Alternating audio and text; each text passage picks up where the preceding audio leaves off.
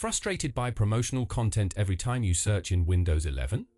Windows 11 displays promotional content and ads in both the search bar and search home screen. These suggestions can be distracting and slow down your workflow. Fortunately, there's a simple built-in setting to turn them off completely. Right-click on the Start menu button in the bottom left corner of your screen, then select Settings from the menu that appears. In the Settings window, click on Privacy and Security from the left sidebar.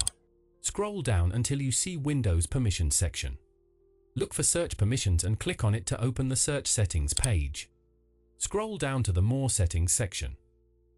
Here you'll find an option called Search Highlights with a toggle switch. Simply click the toggle to turn it off. Once disabled, the ads will immediately disappear from your search experience. Click on your search bar to verify. You'll notice it's now clean, without any promotional content or suggested searches.